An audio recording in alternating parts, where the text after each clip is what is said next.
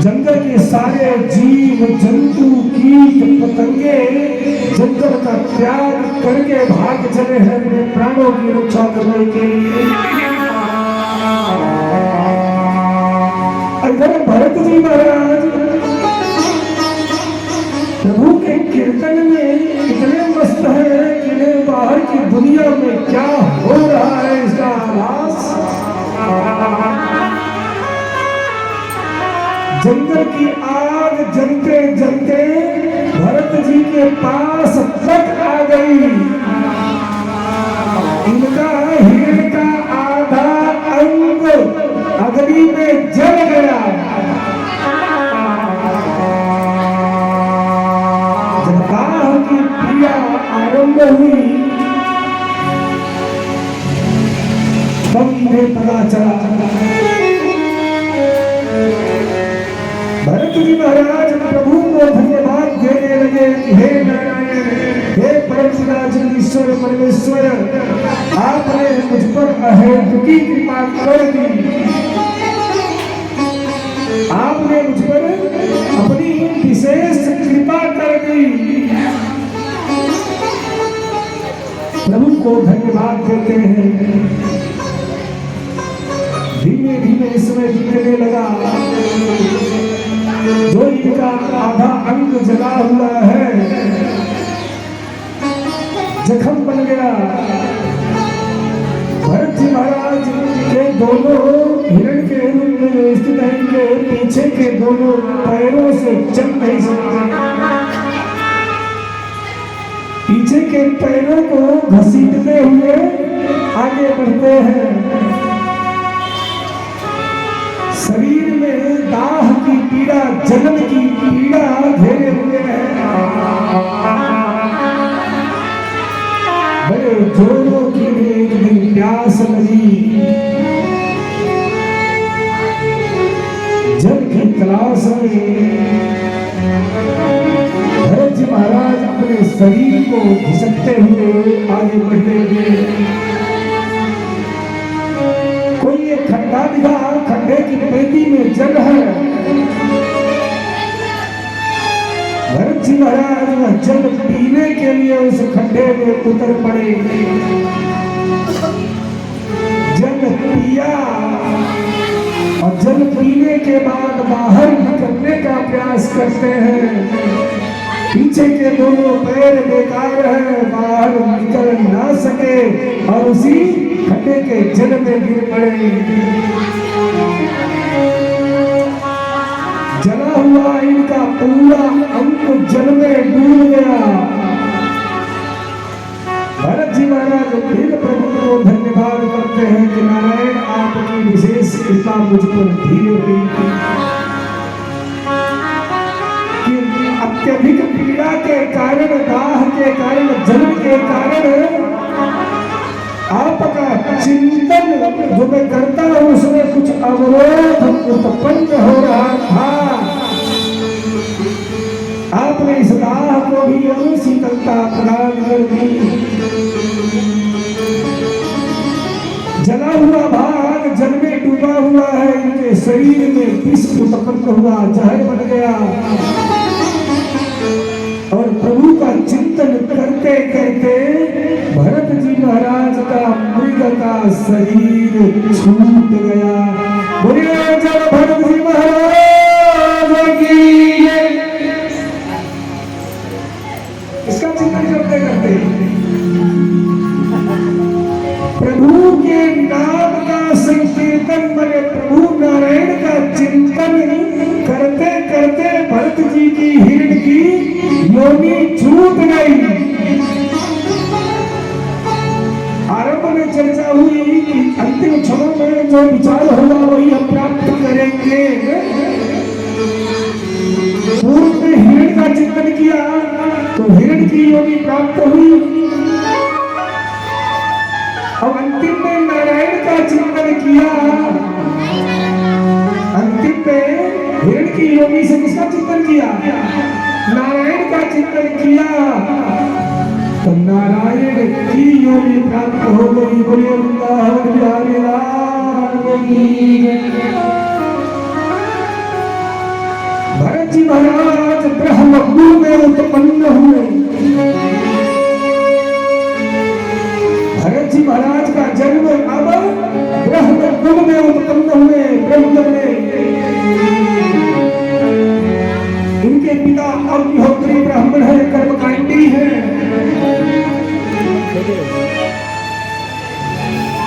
भरत जी महाराज के जन्म के समय जो नक्षत्र इत्यादि थे उसको देख के इनके पिता ने इनका नाम फिर से भरत रखा। भरत से मृग भरत, मृग भरत से फिर यह भरत बन गए, इनका नाम भरत पड़ा।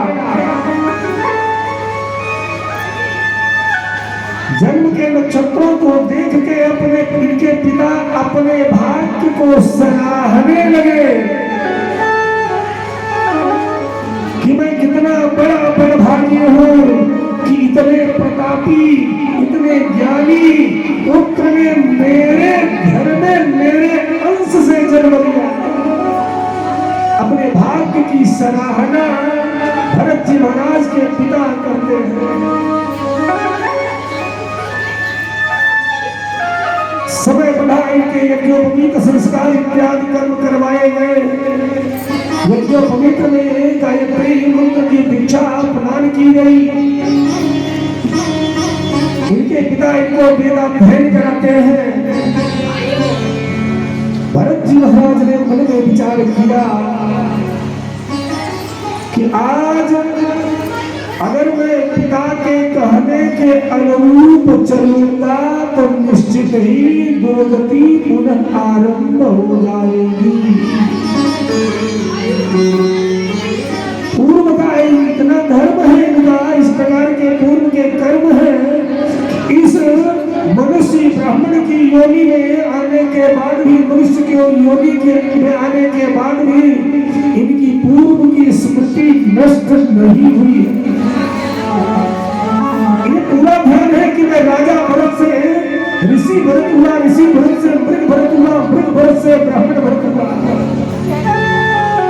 पूर्व जन्म की स्मृति सही मस्तिष्क में बनी हुई है।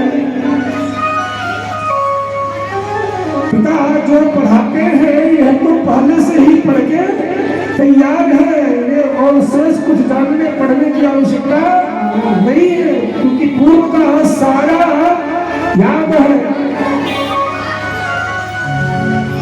पिता याद कराते हैं, वेद मंत्रों को याद कराते हैं, याद करते जाते हैं।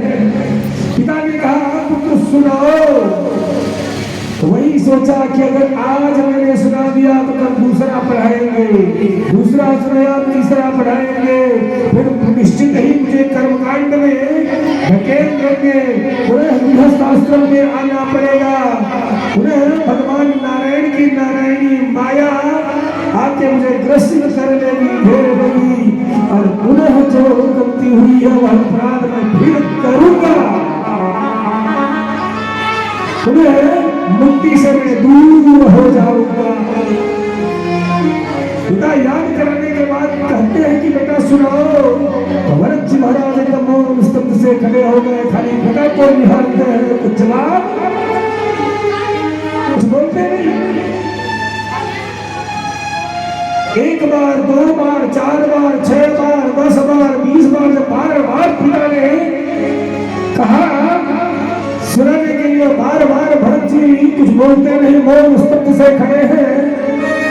तो इनके पिता पुनः उस नक्षत्र को देखने लगे और विचार करते हैं कि नक्षत्र में जन्मा हुआ बालक को स्वयं पहले से ही विद्वान होना चाहिए, परम ज्ञानवान होना चाहिए।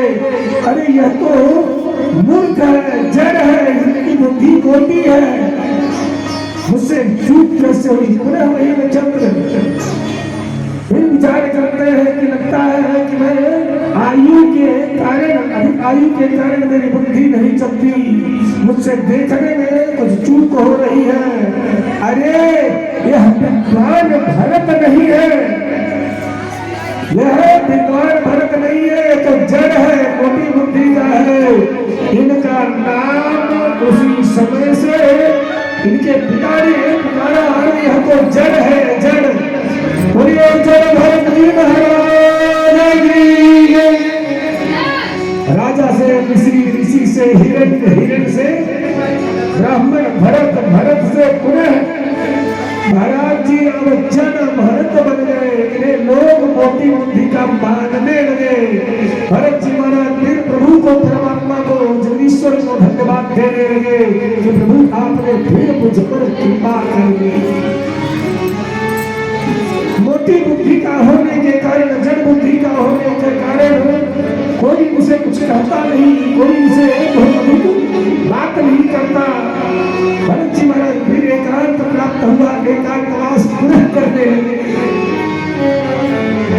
अब एकांत में बैठ के पुनः प्रभु के नाम का गुणगान बखान संकीर्तन।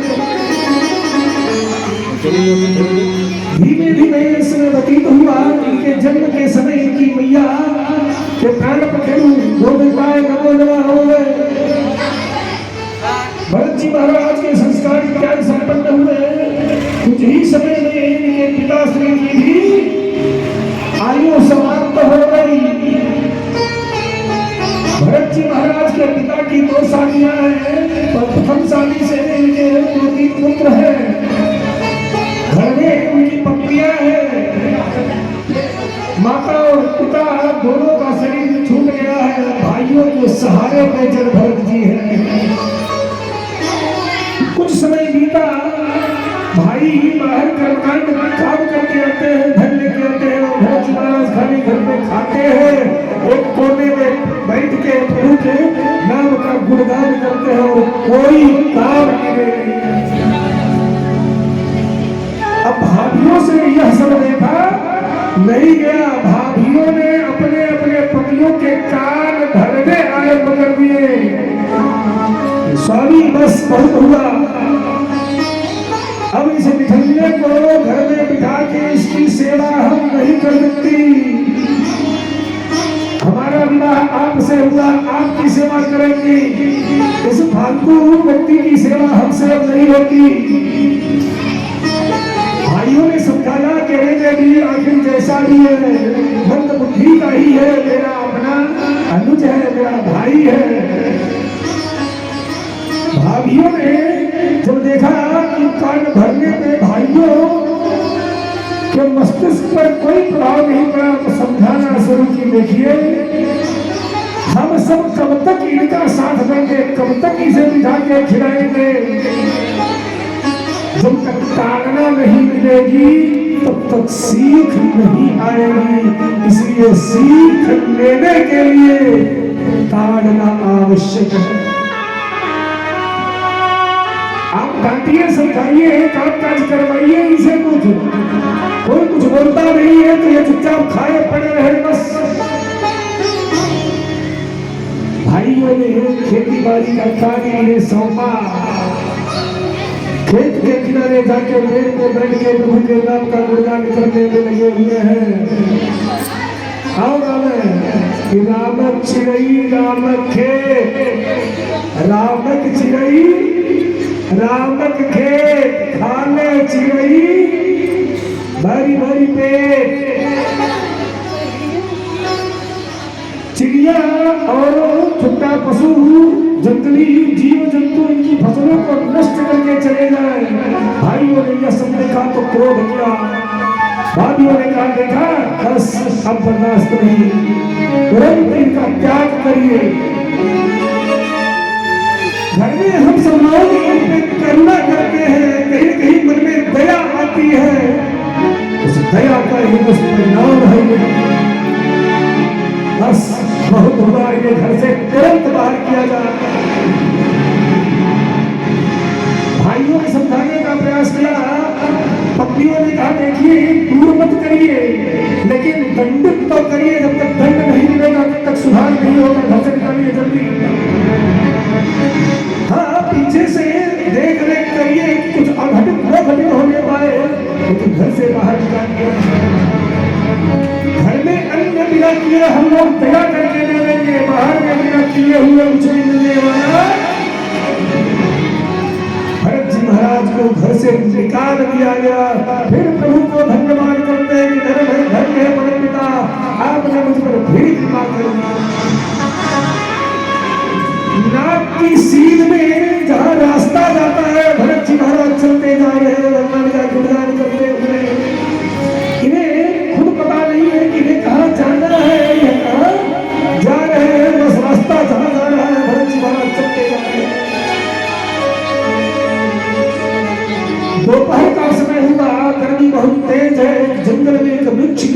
नीचे बैठ के कुछ विश्राम करने लगे। उस क्षेत्र में एक डाकुओं का झुंड निवास करता है। डाकुओं के सरदार को कोई संतान नहीं है और किसी अघोरी तांत्रिक ने बता दिया कि अगर किसी सुंदर मनुष्य की माता महाकाली को बलि दे दो तो निश्चित ही सुंदर पुत्र माता काली की कृपा से प्राप्त होगा। सुंदर बलि यदि दे दी जाए। स्वामी कहते हैं राजन, भरत जी महाराजन भरत जी किसी वृक्ष के नीचे दोपहर के समय विश्राम कर रहे हैं और प्रभु के नाम का संकीर्तन गुणगान कर रहे हैं। डाकुओं के सरदार ने अपने सेवकों को लगा दिया है कि जाओ और वो सुंदर पुरुष दिखे हष्ट पुष्ट तंदुरुस्त उसे पकड़ के लेके आओ बलि के लिए। डाकू थोड़े झुंड बना के निकल पड़े। कुछ डाकुओं की दृष्टि भरत जी पे पड़ गई। डाकू आए, हाथ पकड़ा, खींच के लेके जाने लगे। भरत जी महाराज ने एक बार भी पूछा नहीं कि कहा, कौन, क्यों, कुछ नहीं। प्रभु की ऐसी ही कृपा है, प्रभु की आज्ञा होगी, प्रभु की इसमें ही कुछ कृपा होगी। भरत जी महाराज बिना कुछ कहे, बिना कुछ बोले डाकुओं के साथ में चुपचाप चल पड़े। ले जाके इन्हें स्नान कराया गया, सुंदर वस्त्र धारण कराए गए, इनका पूजन अर्चन किया जाने लगा। देखते हैं कि सामने लोहे की मूर्ति काली मैया की पड़ी है, सामने खड़ग रखी गई है, तलवार की पूजा की गई, भरत जी की पूजा की गई, मैया काली की पूजा की गई। बलि के लिए इन्हें मिटा दिया गया। भरत जी सब कुछ नेत्रों से देख रहे हैं, लेकिन एक बार भी इन्होंने कुछ पूछा नहीं और ना ही प्रतिकार किया। क्यों? सुखदेव स्वामी कहते हैं कि हे परमचंद, डाकुओं के सरदार ने जैसे ही तलवार उठाई है भरत जी के मस्तक को काट के बलि चढ़ावे। बोले काली मैया, लोहे की मूर्ति बड़े जोरों से तपी गर्म हुई और बड़े जोरों की आवाज के साथ फट गई। काली मैया उस लोहे की मूर्ति से प्रेरित हो गई और उसी तलवार से उस डाकुओं के सरदार के मस्तक को उसके धड़ से अलग कर दिया।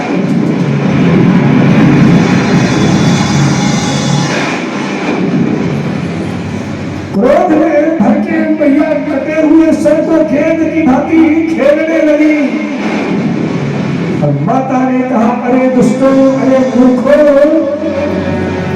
मैंने कब कहा कि मुझे बलि चाहिए?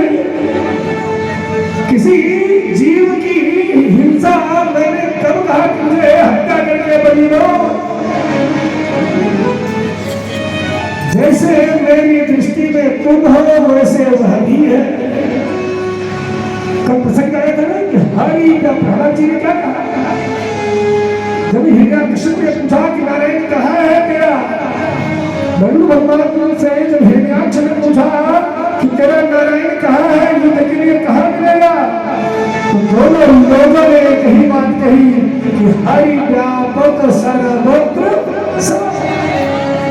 नारायण हर जीव में, हर स्थान में एक बराबर भाव से विद्यमान है। भैया ने कहा, मैंने कब कहा अगर बलि देनी है तो अपने मन के दुर्गुणों की बलि में, जो तेरे शरीर में दुर्गुण दोष पल रहे हैं, उन बुराइयों की, उन दोषों की बलि अगर देनी है तो कब कहा किसी भक्त की हत्या करो? माता काली भरत जी महाराज को अपने गोद में लेके आलिंगन करती है,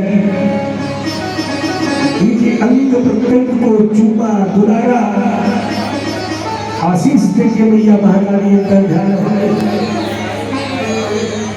पुनः भरत जी महाराज फिर वहां से निकले, कहाँ जाना है कुछ पता नहीं, भगवान के नाम का संकीर्तन करते हुए जंगल में फिर आगे बढ़ने लगे। फिर कुछ दूर जाके थक के एक वृक्ष के नीचे विश्राम करने लगे हैं।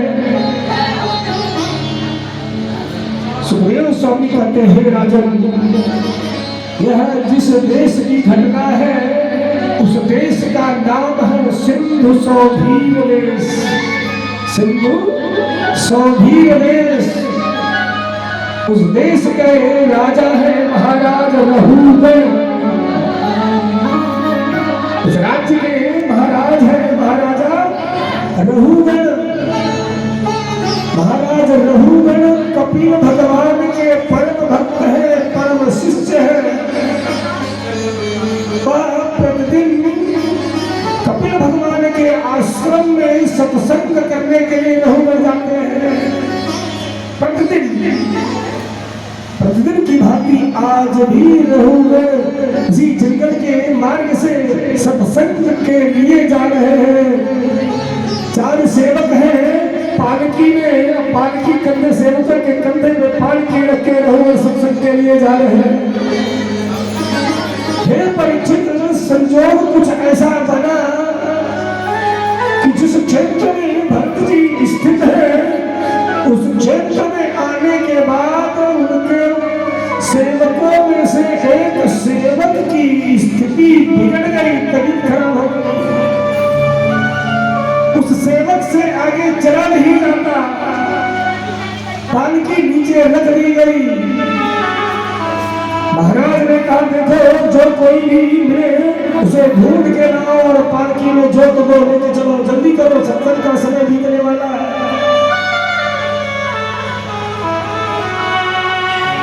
सेवक ढूंढते ढूंढते जिस स्थान में जब भरत जी विश्राम कर रहे हैं उस स्थान तक पहुंचे और भरत जी के हाथ को पकड़ा और कहा चलो। भरत जी खड़े हुए और चल दिए। वहां भी कुछ पूछा नहीं, खाली उस समय भी प्रभु के नाम का गुणगान कीर्तन, नाम से कीर्तन चल रहा है। सुखदेव स्वामी कहते हैं परीक्षित,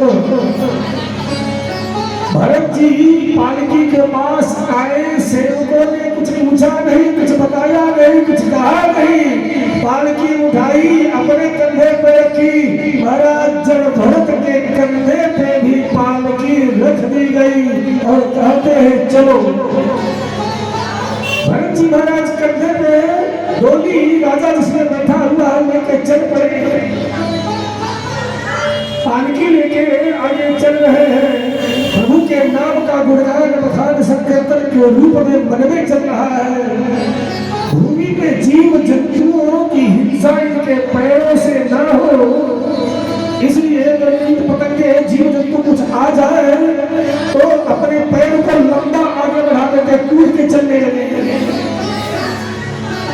अब पालकी कंधे पे है, भरत जी जीव जंतु पैरों के नीचे न आवे, पालकी लेके कूद के आगे बढ़ते हैं। सुखदेव स्वामी कहते हैं परीक्षित रहूगण दो एक बार पालकी से नीचे गिरते गिरते बचा। पालकी से नीचे गिरते गिरते बचा। सिर में चोट आई, शरीर में चोट आई। एक बार घंटा गया सिया, चलो चल नहीं सकते देख के। भरत जी महाराज ने कुछ बोला नहीं, फिर पूरे वही क्रिया, जीव जंतु कीट पतंगे आए, फिर उछल के चलने लगे। फिर भरत पालकी से टकराया, रहूगण डांट के रहूगण ने कहा अरे दुष्ट, अरे मूर्ख, दिखने में तो इतना मोटा ताजा शरीर है। अरे मूर्ख, दिखने में तो इतना हष्ट पुष्ट तंदुरुस्त है, मोटा ताजा शरीर लेके तू सीधा चल नहीं सकता। अरे सीधे चल चुपचाप। भरत जी ने फिर कुछ बोला नहीं, फिर वही क्रिया, जीव जंतु आवे तो कूद के आगे चले। फिर पालकी उचकी, रहूगण को चोट लगी। रहूगण ने कहा तू मुझे जानता नहीं, तू मुझे मुझे जानता नहीं, अरे दंड देने में मैं यमराज के समान हूँ। मैं बहुत शीघ्र तुझे अच्छी शिक्षा दूंगा, उचित दंड दूंगा। इतना मोटा ताजा शरीर लेके चल नहीं सकता, सीधा से चल, सही से चल, तो तुझे दंडित करूंगा। स्वामी कहते हैं परीक्षित, राजा अज्ञानी हो तो निश्चित ही प्रजा भी अज्ञानी होगी। कहा गया है यथा राजा तथा प्रजा, जैसा राजा होगा उसी का अनुकरण संपूर्ण प्रजा करेगी। राजा धर्मवान है तो निश्चित प्रजा धर्मवान होगी ही होगी। राजा दुराचारी है, पापी है, व्यभिचारी है तो संपूर्ण प्रजा भी दुराचारी होगी, व्यभिचारी होगी, पापी होगी। महाराज जब भरत जी ने मन में विचार किया कि राजा है हमारे, क्या अज्ञान में पड़े हुए हैं, राजा अज्ञानी होगा तो प्रजा भी अज्ञानी होगी, अहंकारी होगा तो प्रजा भी अहंकारी होगी। बस बहुत हो गया। आज मोह रहना ठीक नहीं है, क्योंकि अकेले अपने कल्याण की बात नहीं है, समस्त प्रजा पूरे देश के हित की बात है। आज अगर मैं मौन रह गया, वह राजा अज्ञानी रह गया, यह अवसर दोबारा नहीं आएगा। भरत जी महाराज पालकी लेके चल रहे हैं और चलते चलते कहा कि महाराज आपने सही कहा, आपने एकदम सही कहा कि मैं देख के चल नहीं सकता, शरीर में मोटा ताजा हो गया हूँ, आप मुझे दंड देंगे। तो हे राजन, मोटा ताजा मैं नहीं हूँ, मोटा ताजा मैं नहीं हूँ, मोटा हष्ट पुष्ट तंदुरुस्त मेरा यह शरीर है। हे राजन, मेरा शरीर स्वस्थ है, तंदुरुस्त है, मैं तंदुरुस्त नहीं। आपने कैसे जान लिया कि मैं हष्ट पुष्ट तंदुरुस्त हूँ? आपने कहा कि तुम्हारी मैं उचित चिकित्सा करूंगा, तुम्हें उचित दंड दूंगा। तो हे राजन, आप मुझे कैसे दंड देंगे? आप मुझे दंड नहीं दे सकते, क्योंकि मैं शरीर नहीं हूँ। और आप दंड किसे देंगे? शरीर को दंड देंगे, और मैं शरीर।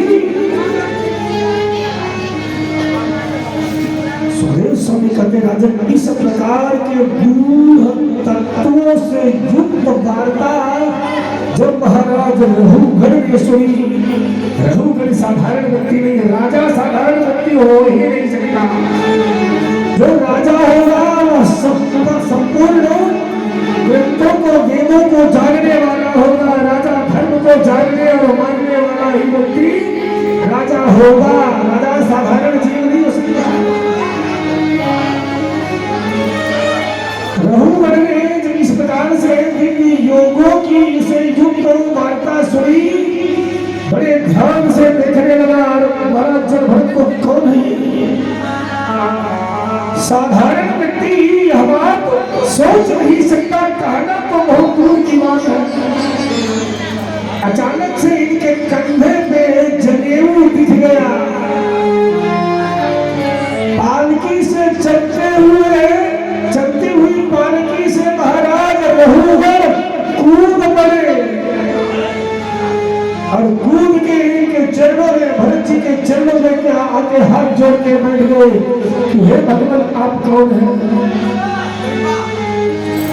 जो यह बात आपने कही है आत्मा और शरीर की, कि मैं आत्मा हूँ, मैं शरीर नहीं हूँ, हष्ट पुष्ट तंदुरुस्त शरीर दिख रहा है, तुम कैसे जानते हो कि मैं स्वस्थ हूँ? तुम दंड शरीर को दोगे, मैं शरीर नहीं हूँ, शरीर को तुम दंड दे सकते हो, मुझे दंड नहीं दे सकते, क्योंकि मैं शरीर हूं ही नहीं, मैं तो आत्मा हूं। भरत जी रघुवीर ने कहा भगवान की यह साधारण वार्ता नहीं है। आप कौन है? जल्दी कृपा करके बताइए कि आप कौन है। आपके कंधे पर जनेऊ है, इसलिए निश्चित है कि आप द्विज हो। द्विज माने आपका दूसरा जन्म हुआ है, आपका संस्कार हुआ है, निश्चित ही आप द्विज हो। आप कौन है? आप अपना परिचय दीजिए। जब भरत जी महाराज पुनः मौन हो गए तो सबसे कुछ बोलते नहीं। रघुवीर ने पुनः कहा कि कहीं ऐसा तो नहीं कि हमारे आराध्य भगवान कपिल आपके रूप में आए हैं? कहीं आप कपिल भगवान तो नहीं? मुझे मेरे ज्ञान को नष्ट करने के लिए, मुझे उपदेश देने के लिए आपने मुझ पर अहेतु की कृपा की? कहीं आप कपिल भगवान तो नहीं है? कौन है आप? परिचय दीजिए। सुखदेव स्वामी कहते कि हे परीक्षित, जब भरत जी महाराज हंस दिए, जब भरत जी हंस के फिर कहते हैं कि राजन फिर वही गलती, फिर वही गलती करे जो तुम हो वही मैं हूं, जो मैं हूं वही जो आप है वही मैं हूं, और जो मैं हूं वही आप है। हम सब कौन है? आत्मा है। हम सब कौन है? आत्मा है। और आत्मा कौन है? उस परमात्मा का मात्र अंश, समस्त जीव आत्मा है। जब भरत जी से महाराज रघुवीर की दिव्य योगों की, सांख्य योग के रूप में बड़ी लंबी और बड़ी विस्तृत चर्चा कि परमात्मा कौन है और परमात्मा की प्राप्ति सुलभ कैसे है। समय बहुत कम आए, ढेर एक कथा में आगे ढेर लग जाएगा तो बहुत और ढेर सारी कथा पीछे छूट जाएगी। वही भरत जी महाराज ने, जब भरत जी ने रघुवीर को बताया कि महाराज पूर्व जन्म में आप वही हिरण थे, अलकनंदा के जल से मैंने आपको निकाला, आपकी मैया गर्भपात के बाद मर गई और आपने आसक्ति रहने के कारण मैं मृग योनि में आया, मृग योनि से पुनः ब्राह्मण की योनि में आया हूं। अब तो आप समझ जाओ। और आपने मेरा चिंतन किया, चिंतन मेरा करने के कारण आप राजकुल में जन्म लिए। आप इस समय चक्रवर्ती सम्राट बनके मृग योनि को त्याग करने के बाद आप यहाँ इस प्रकार से बोलिए